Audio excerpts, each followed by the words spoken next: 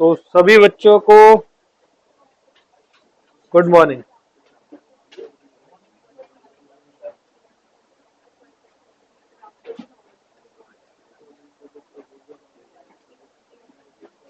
Yes, सभी बच्चों को गुड आफ्टरनून। ठीक है, कैसे हो सब? काफी दिन बाद आप सभी के दर्शन हुए, तो बड़ा अच्छा लग रहा है आप सभी को देख के। क्लास में आ जाओ और ये सब साइड करो, फोन वोन। तो आज की क्लास हम लोग शुरू करने जा रहे हैं। मैं आपको मतलब आज की कोई ऐसा टॉपिक्स की क्लास नहीं है। आज आपके लिए सबसे इम्पोर्टेंट चीज मैं लेकर आया हूँ और वेट कर रहा था आप लोगों के वापस आने का, कि आपको मैं बताऊं कि आप सभी को एग्जाम में लिखना कैसे, how to write the law paper. Law के एग्जाम की सबसे बड़ी प्रॉब्लम उसकी राइटिंग ही है ना। जितने भी पास्ट में आप सभी ने बच्चों से बात की होगी और आपको उनसे फीडबैक मिला होगा या आपने रिजल्ट्स देखे होंगे, जिस भी तरीके से आपको इतना तो समझ में आ गया है कि अगर राइटिंग प्रैक्टिस अच्छे से नहीं करी तो फिर आप लोगों का लॉ के अंदर अल्टीमेटली सीए फाउंडेशन क्लियर करना जो है वो पॉसिबल नहीं है, अगर आपने राइटिंग में अच्छा काम नहीं किया तो। कई जो स्टूडेंट्स हैं, लॉ की क्लास उनको बहुत समझ में आती है अच्छे तरीके से, लगभग सभी को आ जाती है। अगर क्लास के अंदर बैठते हैं, अच्छे से अटेंशन लिया, तो फिर लगता है कि हाँ भाई हम कुछ लेकर जा रहे हैं। लेकिन वही बच्चा जब एग्जाम दे देता है तो फिर बड़ी प्रॉब्लम क्रिएट हो जाती है। वहां पर पता ही नहीं लगता यार उसका मार्क्स ही नहीं आया, 38, 39, 37, 27। तो ये एक बहुत बड़ी प्रॉब्लम है। आप सभी का सितंबर में पेपर है। कितने बच्चों का? सबका सितंबर वाले हैं यहाँ पे? सब सितंबर वाले। आप सभी का सितंबर में पेपर है और आपके पास जितना भी समय है अभी, थोड़ा बहुत मतलब 3 महीने से थोड़ा कम का समय। तो मैं आपको पहले से बता चुका हूँ, एक पूरा फॉर्मेट भी दे चुका हूँ कि आपका 90 डेज का क्या प्रैक्टिस होना चाहिए, किस तरीके से होना चाहिए। और मैंने आप सभी से ये भी शेयर किया कि आपको एटलीस्ट 3 से 4 क्वेश्चन एटलीस्ट आपको रोज अपने घर पर बैठकर सॉल्व करने हैं। तो कई बच्चों का है कि सर लिखें कैसे, तो आज हम पूरा वो वाला सेशन करने जा रहे हैं जिसमें मैं आप सभी से शेयर करूंगा आपको अपना एग्जाम जो है वो किस तरीके से लिख कर आना है, किस तरीके से आप अपने पेपर को करोगे। ऑल वेल, कर दूं स्टार्ट? तो देखो बच्चों, आप जब भी अपना एग्जाम स्टार्ट करो, देखो पहली बात तो ये कि आज से जब भी आप लिखना चालू करोगे, आपको कई बच्चे जो है वो पहले से लिख भी रहे हैं, ठीक है, मुझे पता है, मैंने सबकी कॉपी वॉपी चेक करी हुई है, मुझे दिखाया है सबने। तो जो भी फ्रेशली आप लिखना शुरू करोगे, आपके दिमाग में बिल्कुल ये होना चाहिए कि भाई आप इस तरीके से यहां पर लिखो कि आप सेम एग्जाम के अंदर भी वही प्रेजेंट कर कर आ पाओ। आपका हर स्ट्रेटजी उस एग्जाम के पॉइंट ऑफ व्यू से होना चाहिए। तो मैंने एक पीडीएफ बनाया हुआ है आपके लिए, जहां पर मैं आपको ये बता रहा हूं कि आपको क्या करना है लिखते वक्त, फिर लिखना शुरू करेंगे। देखो जी, जब केस स्टडी क्वेश्चन की बात आती है, आपका जो लॉ का पेपर है वो 2 तरीकों से आता है एग्जाम में। एक आपका लॉ का पेपर आता है कौन सा बेस्ड? Case study based. और एक आपके लॉ के पेपर में क्या आते हैं? डायरेक्ट क्वेश्चंस आते हैं। तो केस स्टडी और डायरेक्ट क्वेश्चन, इन दोनों की टेक्निक जो है वो आपको पता होनी चाहिए कि किस तरीके से हम एग्जाम में इन आंसर्स को लिखने वाले हैं। ऑल वेल, ज्यादा आसान जो होता है वो इन डायरेक्ट क्वेश्चन को सॉल्व करना होता है, क्योंकि आप सभी यूज टू हो अभी तक डायरेक्ट क्वेश्चन के डायरेक्ट आंसर देने के।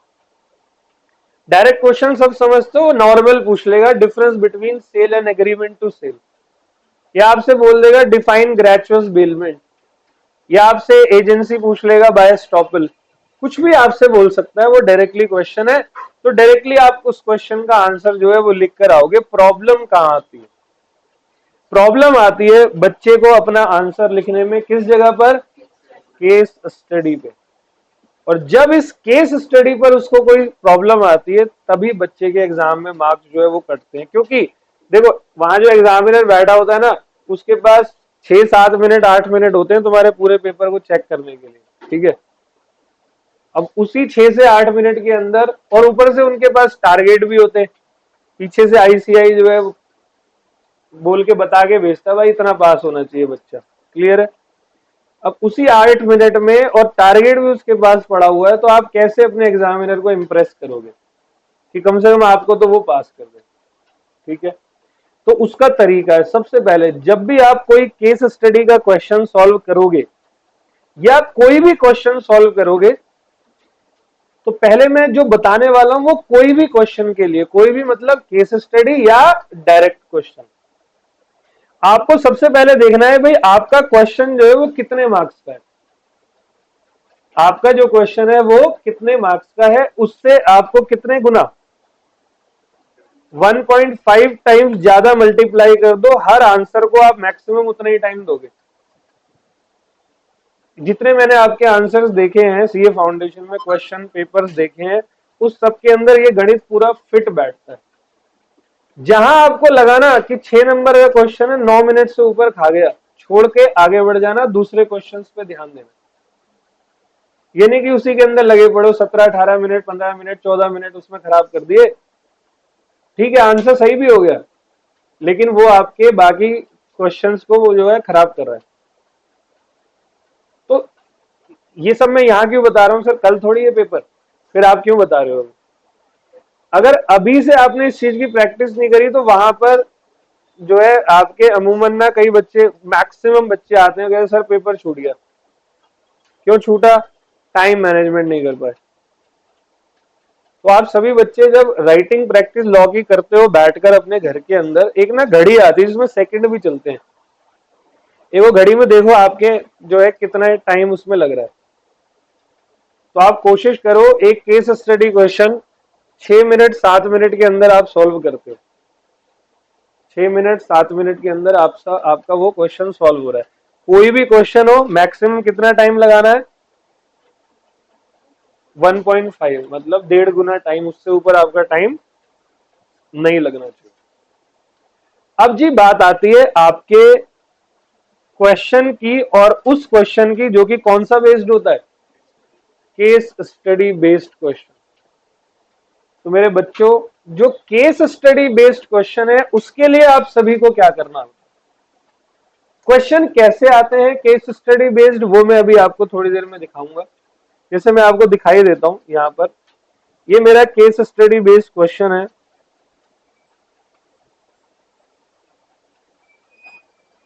दिख रहा है आपको स्क्रीन पे, मैंने जगह भी छोड़ी हुई है जिसमें मैं आपको लिख के भी दिखाऊंगा, वैसे तो ये लिखा हुआ है तो इसके अंदर से भी बताने का प्रयास करता हूं। क्वेश्चन है Ram sales 200 bells of cloth to Shyam and send 100 bells by lorry and 100 bells by railway।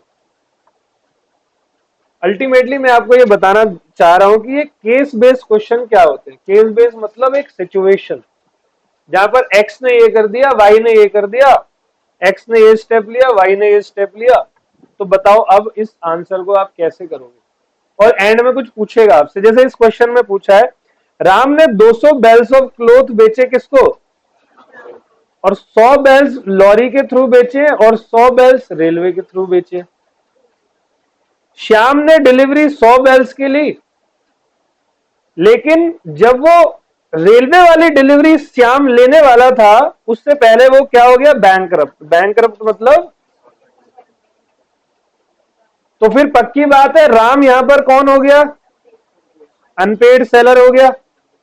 और अनपेड सेलर जब कैरियर में रास्ते में कोई सामान होता है तो उसको वो रिटर्न वापस मंगवा सकता है, लेकिन तभी मंगवाएगा जब इंसॉल्वेंट हो जाए। तो इंसॉल्वेंट तो हो गया, तो उसने रास्ते में गुड्स रोक दिया। द ऑफिशियल रिसीवर मतलब लिक्विडेटर, लिक्विडेटर किसका, श्याम बाई का। ऑन श्याम्स इंसॉल्वेंसी वो क्लेम कर रहा है गुड्स को कि भाई ये गुड्स तेरे पास नहीं है, सेलर को कह रहा है, अनपेड सेलर को, ये गुड्स तो नहीं रख सकता, ये मुझे दे। Decide the case with reference to the provision of sales of goods act 1930। अब आपसे बोल दिया डिसाइड करो क्या करना है, चलो बताओ क्या करना होता है इसमें। अरे पढ़कर आए हो, क्या करना होता है बेटा बताओ। अनपेड सेलर क्या कहता है, section number 52 of sales of goods act says that कि अगर सेलर ने कोई सामान बायर को दिया है, सामान अभी रास्ते में है और रास्ते में है एंड इंसॉल्वेंट हो जाता है बायर, तो 52 सेक्शन ये अधिकार देता है अनपेड सेलर को, जो कि अब क्या बन गया अनपेड सेलर, कि वो उस सामान को क्या कर ले। ठीक है, तो बताओ आप अपने एग्जामिनर को पहले लॉ के बारे में बताओगे या पहले आप कंक्लूजन दोगे। कर सकता है जी, कैसे कर सकता है सर, लेकिन अगर आप ये बताओ कि sir according to the section number 52 of sales of goods act, देखो यहां according to the section number, ये 50 टू 52 के बीच में है पूरा प्रोविजन, ठीक है, 52 of the sales of goods act. अब देखो प्रॉब्लम क्रिएट हुई कि सर मेरे को तो सेक्शन याद नहीं है, 99.9% सेक्शन याद हो, 0.1% का अगर आपको डाउट हो पेपर में सेक्शन कोट करके मत आना। If you are 100% sure about the section, the number of section, then तभी आपको कोट करना, नहीं तो कोट। तो सर क्या करूं मैं, तो एक काम करो यहां क्या लिख दो, according to the provisions, if section नहीं याद हो of the sales of goods act 1930। तो मैं अभी क्या बता रहा हूं आपको, मैं बता रहा हूं प्रोविजन, मतलब कभी भी एग्जामिनर को केस स्टडी का आंसर अगर आप देते हो तो केस स्टडी के आंसर को देते वक्त आपको तीन चीजों का ख्याल रखना है, बहुत इंपॉर्टेंट। सबसे पहली बात, आपको केस स्टडी का आंसर देते वक्त क्वेश्चन का क्या लिखना होता है, प्रोविजन ऑफ द एक्ट, जिसको कानून की लैंग्वेज में लीगल बेस कहते हैं। बोलो समझ में आया, क्या लिखना होता है, लीगल बेस। लिख दिया आपने लीगल बेस, अरे बोलो हाँ या ना। उसी लीगल बेस के साथ में मान लो वो क्वेश्चन जो है किसी एक पर्टिकुलर केस स्टडी से संबंध रखता है, रिलेशन रखता है, अगर तो याद करो, मान लो एक केस होता जिसमें एक लड़की होती है, लड़की की माँ ने उसको सारी प्रॉपर्टी दे दी इस शर्त पर, इस बात पर कि तू अपने मामा को एन्यूटी दियो। लड़की ने एग्री कर दिया, लड़की की माँ की डेथ हो गई, उसने मामा जी को पैसे देने बंद कर दिए, मामा जी को गुस्सा आया, मामा जी कोर्ट गए, लीगल एक्शन ले लिया। बताओ क्या होगा, बताओ क्या होगा।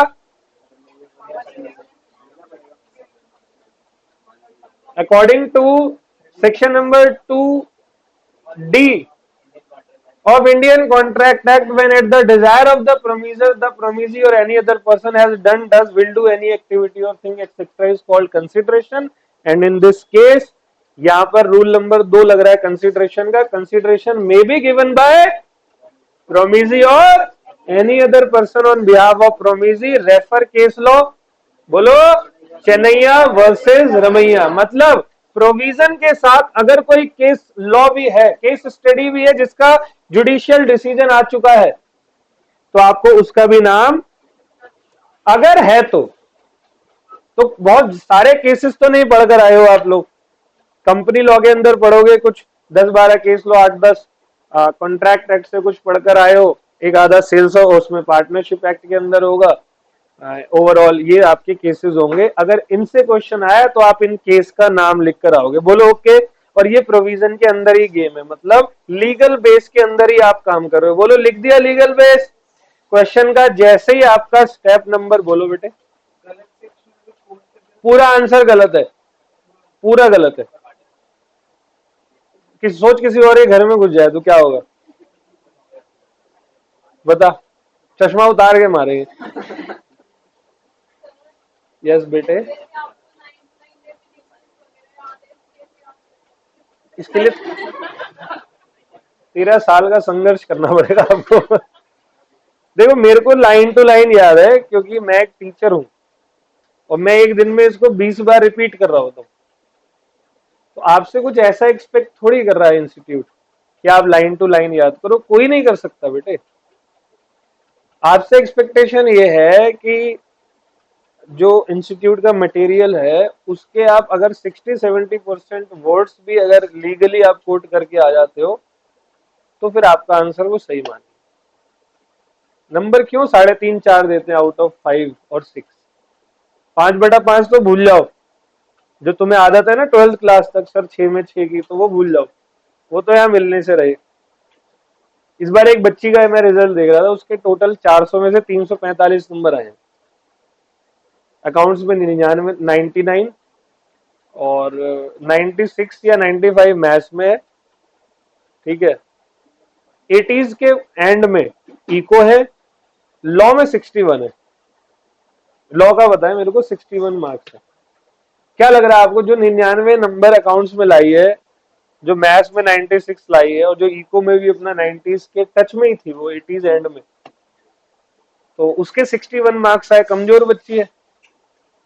तो इतने मार्क्स अगर 61, 65, 75, 77, 73 आ रहे हैं तो समझ लो आप 99, 97, 98 पर हो। तो आपसे वो एक्सपेक्ट ही इतना कर रहा है कि आप इतना तो करो, तो मैं आपको 3.5 नंबर दे दूंगा फिर 5 में से। चलो थोड़ा सा और अच्छा लिख कर आना, 4 नंबर दे दूंगा। ऐसी कर करके आपके 60, 62, 65 आराम से बनते हैं, ठीक है। तो आप बिल्कुल भी ऐसा तोते की तरह बिल्कुल कोशिश ना करें कि जी आपको एज इट इज याद हो जाएगा जैसे सर को याद है, बिल्कुल भी नहीं। हमें याद है क्योंकि हम कॉन्टिन्यूसली इसको रिपीट करके बोलते रहते हैं। तो आप एक स्टूडेंट हो, आपके पास 5 महीना है, उस 5 महीने में आप एक as it is with comma, with full stop, with all the words 100% आप कर ही नहीं सकते। तो एक तो ये प्रेशर हटाओ कि मुझे ऐसा करना है, नहीं करना है ऐसा। 60-70%, हाँ। मेन वर्ड्स, मेन प्रोविजन आपको लिखना है, बेशक थोड़ा ग्रामेटिकल आप मिस्टेक कर कर आ रहे हो चलेगा, ग्रामेटिकल मिस्टेक थोड़ा बहुत चलेगा, एक्सेप्टेबल है, लेकिन आपको वहां पर लिखकर अपने प्रोविजंस पूरे आने। ऑल वेल है, ठीक है भाई।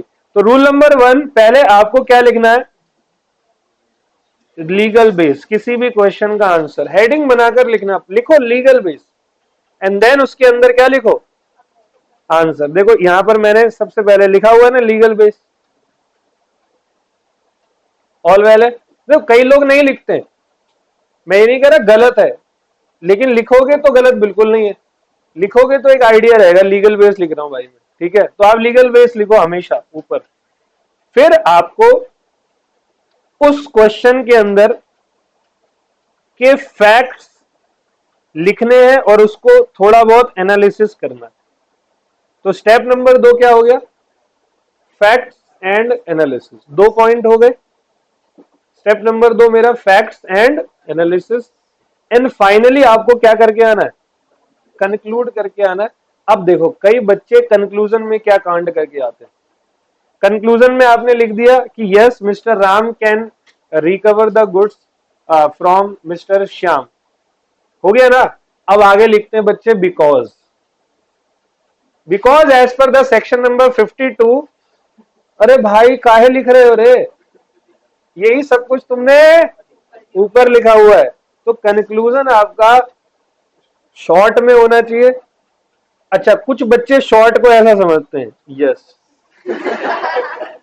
अब तू समझ ले, अब नो, जैसे कोई एहसान कर रहे हो, नहीं। आप थोड़ा अपना प्रेजेंस ऑफ माइंड लगाओ।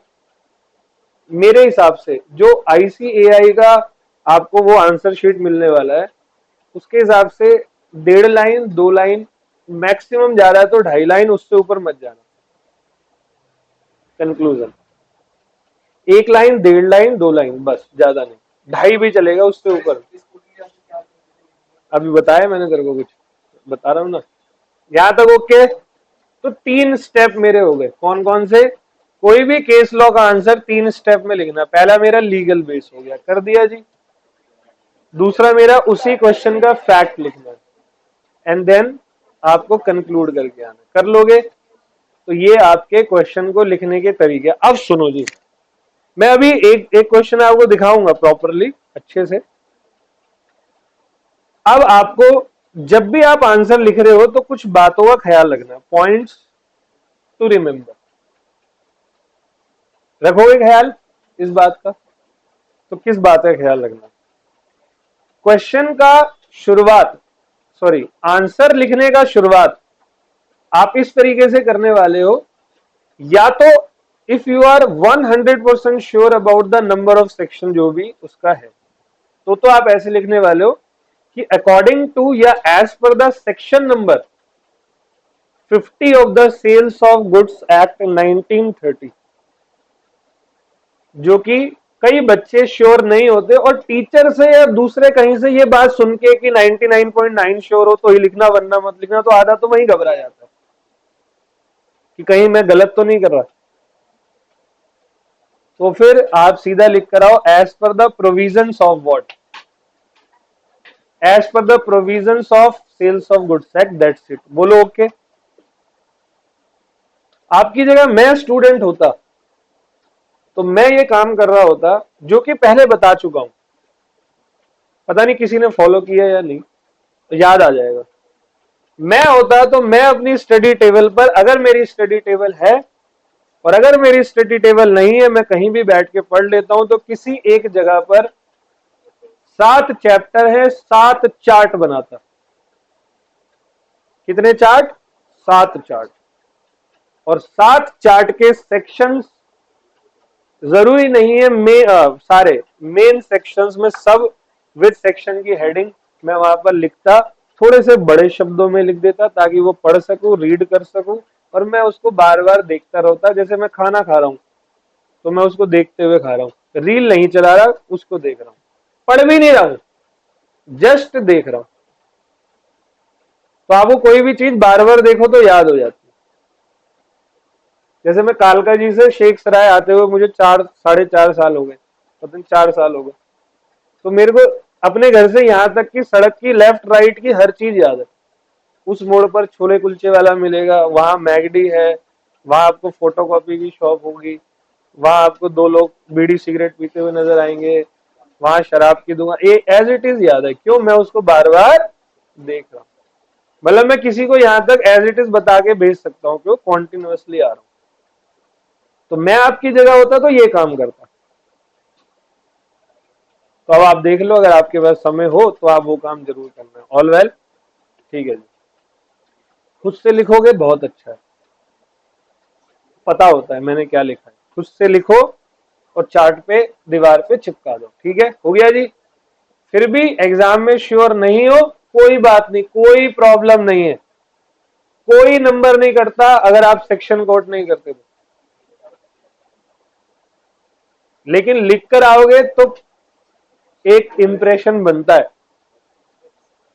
और वो भी आपने सबके सही लिखे हुए हैं। मान लो आप जो लिख रहे हो सटीक लिख कर आ रहे हो, बताओ इंप्रेशन नहीं बनेगा?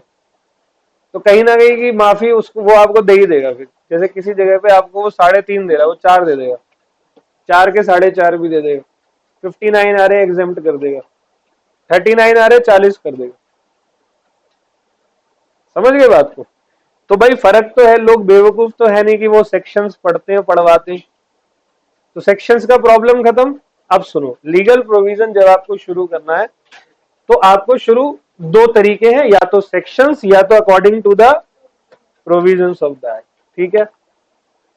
जब आपने उसके प्रोविजन लिख लिए और प्रोविजन से संबंधित कोई केस लॉ भी है, अगर प्रोविजन से संबंधित किसी प्रकार का कोई केस लॉ भी है, तो अब आपको साथ में ये करना है, in the decided case law it was held that. In the decided case law आपको नहीं करना, आपको पूरा लिखना है। In the decided case law hashtag या वो inverted Chennaiah versus Ramaiah, it was held that, लिख दिया। अब आपने अपने एग्जामिनर को श्योरिटी दे दी कि बेटा प्रोविजन भी जानता हूं, केस लॉ भी जानता हूं। यहां तक ओके? स्टेप मार्किंग होती है आप सभी की। पहला स्टेप क्लियर है क्या? चलो यहां पर आपसे कोई डाउट बताओ, कोई बच्चा जो कुछ पूछना चाहे। नहीं जी, इट वॉज हेल्ड दैट, क्योंकि तूने प्रोविजन में वो बात एक्सप्लेन कर दी है। और कोई doubt? It was held that के आगे लिखेगा ना उस केस में क्या हेल्ड हुआ था अगले। हेल्ड दैट मतलब उस केस का डिसीजन लिखोगे यहाँ पे। It was held that full stop. अच्छा वो पूछ लिया तूने। और बताओ। इट वॉज हेल्ड दैट उसके बाद एंड जो भी उसका कंक्लूजन था, जो भी केस का डिसीजन था। All well. बोलो बेटा डाउट पूछो। और हाँ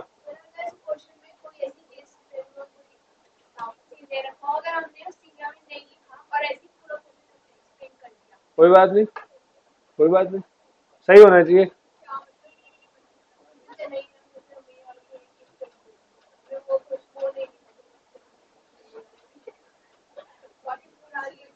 इधर आ जाओ, इधर दोनों आ जाओ। ठीक है, डन। All well. तो मेरा लीगल बेस मेरी तरफ से ओके। और कोई डाउट है तो पूछो, वरना अगले स्टेप पे जाएंगे।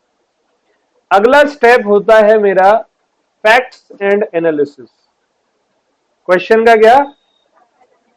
अब आपको स्टेप नंबर 2 पे लिखना है, आपको अपने क्वेश्चन के फैक्ट एंड एनालिसिस करके दिखाने। ठीक है।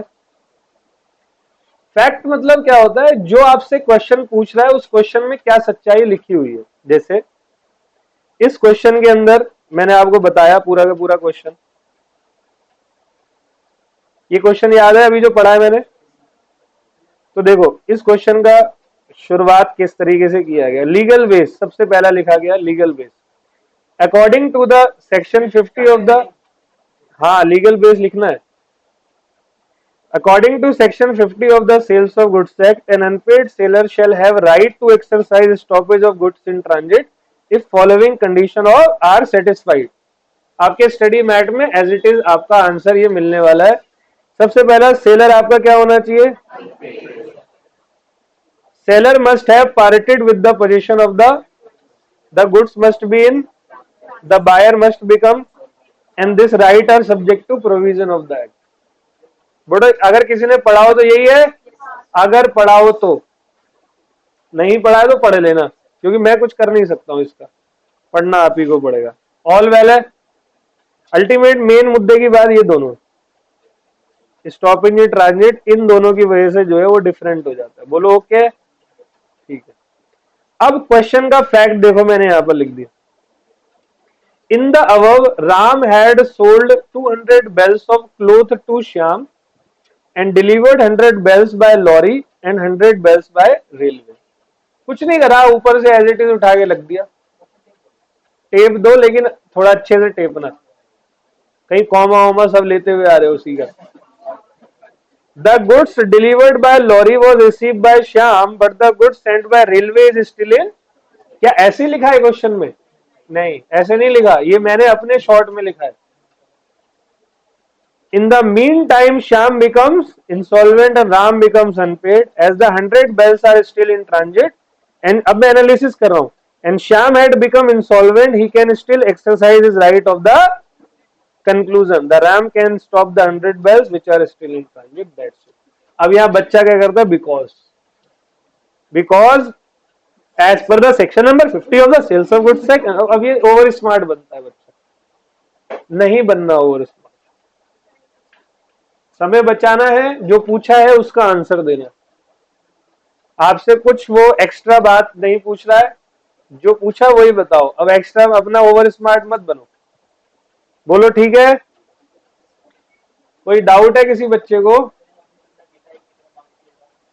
ये 5 नंबर 6 नंबर भी आ जाए कोई बड़ी बात नहीं, आईसीआई के ऊपर है। 3 नंबर में भी दे देगा थोड़े दिनों में, जिस हिसाब से आईसीआई की स्टाइल चल रही है।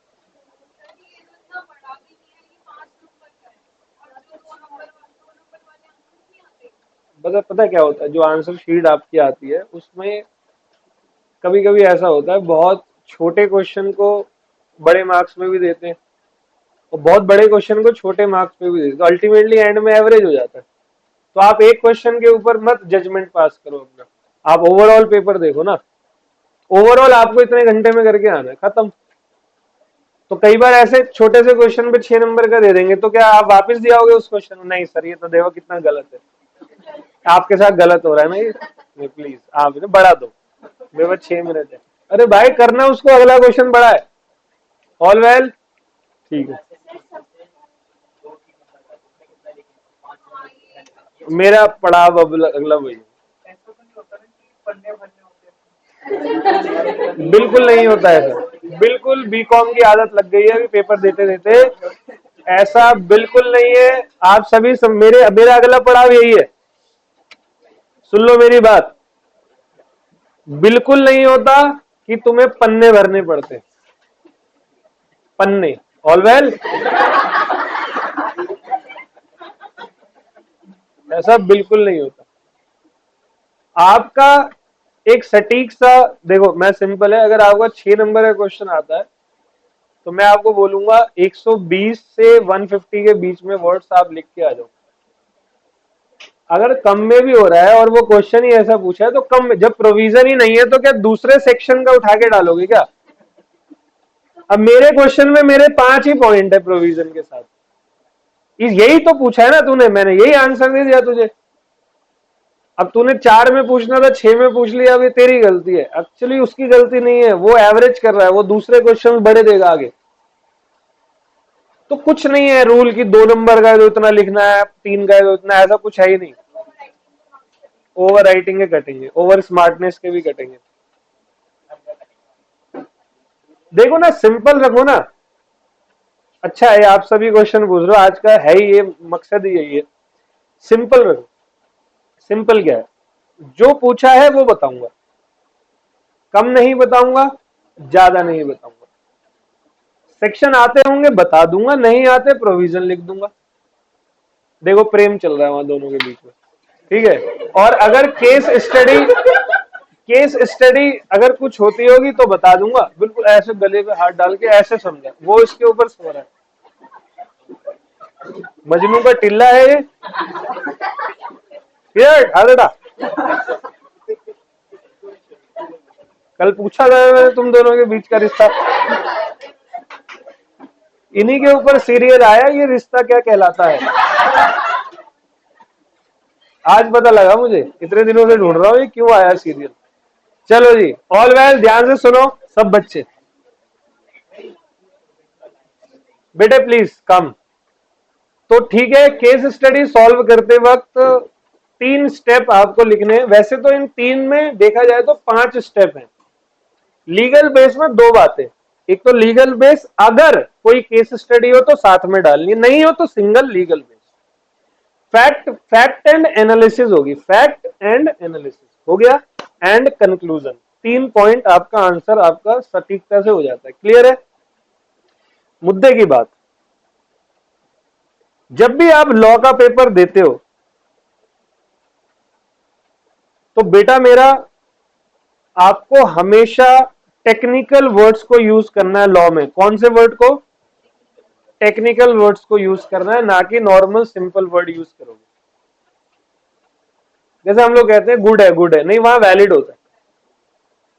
बहुत ही यूजलेस आदमी है तो वहां वॉइड आदमी है। तो कल परसों ग्रुप में देख रहा था, कोई चैट कर रहा था परसों नरसों, ये वॉइड हो गया, ये हो गया। ठीक है, तो जैसे कि टोल्ड, यहाँ टोल्ड नहीं होता, यहाँ ऑफर्ड होता है। टोल्ड नहीं होता, क्या होता है? ऑफर्ड होता है। ऑर्गेनाइजेशन नहीं होता, एंटिटी या फर्म होता है। विल नहीं होता, शैल या में होता है। डिसाइडेड कुछ नहीं, एग्रीड। अब यहाँ डिसाइडेड मतलब केस लॉ वाला डिसाइडेड वर्ड ही लिखना है, वहां एग्रीड नहीं होता। जज आपसे एग्री करके नहीं कोई डिसीजन देता, वहां डिसाइड ही करता है, लेकिन नॉर्मली एग्रीड होता है। अमाउंट नहीं होता, कंसिडरेशन। चेंजेस नहीं होते या ऑल्टरेशन होते हैं। परमिशन नहीं होता, कंसेंट ऑफ। सर इसकी फिर आदत कैसे लगेगी? ये तो आदत हमें है ही नहीं, हमें तो ये आदत है। हम सर कॉन्टिनेंटल पार्टी में 4 चम्मचों से कैसे खाना खाए? हम तो हाथ से खाते हैं घर में बैठ के। सही बात है। तो भाई कॉन्टिन्यूसली सीखना पड़ेगा, लगातार सीखना पड़ेगा। सीखने के लिए देखो मैंने यहां कुछ लिखा हुआ है, एटलीस्ट 10 टॉपिक लिख कर यूज करो। Try to use detail answer subject to time availability. कम से कम 10 टॉपिक जो है वो लिख कर यूज करो। कोई भी बेवकूफ टीचर नहीं है जो आपसे फर्स्ट डे वन से एक ही बात बोल रहा हो, एक ही बात बोल रहा हो, एक ही बात बोल रहा हो, लिखो लिखो लिखो। और वो बेवकूफ बच्चा है ही नहीं जो 60 प्लस ला रहा है, वो बिना लिखे ला ही नहीं सकता।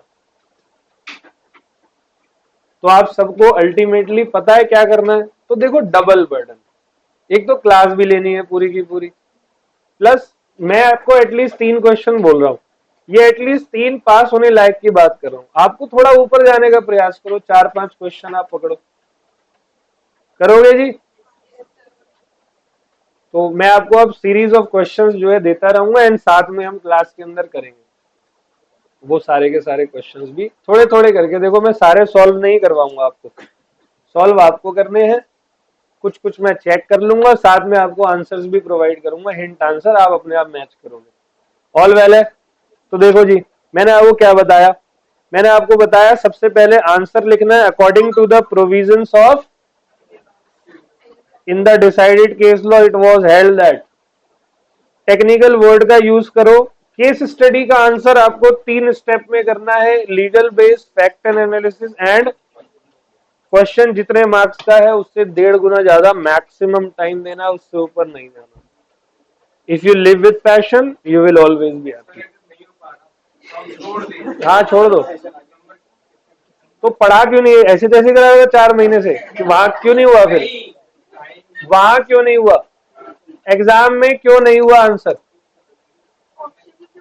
क्यों नहीं हुआ आंसर एग्जाम में? बता मेरे को, इस बात का जवाब दे। क्योंकि तूने यहाँ पर 150 दिन और 120 दिन वो काम किया ही नहीं जिसकी रिक्वायरमेंट थी। क्यों नहीं होगा कोई आंसर तेरे से? 6 नंबर का क्वेश्चन तेरे से 9 मिनट में नहीं होगा। तो होगा, होगा तब जब तू डेली प्रैक्टिस करेगा। तेरी बात नहीं कर रहा, ओवरऑल स्टूडेंट सबकी बात कर रहा हूं, पर्टिकुलरली इसको नहीं बोल रहा हूं। सब बच्चे तभी हो पाएगा जब तुम लोग इसको रोज प्रैक्टिस करोगे। ठीक है?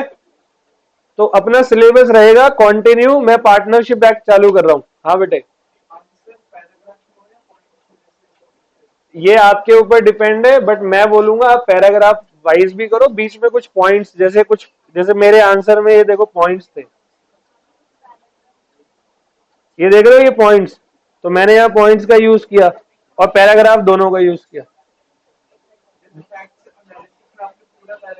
वो पैराग्राफ ही होता है, पॉइंट वाइज नहीं, बुलेट पॉइंट मत डालना इसमें। ये पैराग्राफ करो, पॉइंट लीगल बेस में डाल दो, जबरदस्ती का मत डालो। है पॉइंट तो डाल दो, नहीं है तो मत डालो। फाइनली क्या करके आओ? कंक्लूजन देकर आओ। बोलो ओके, समझ में आता है?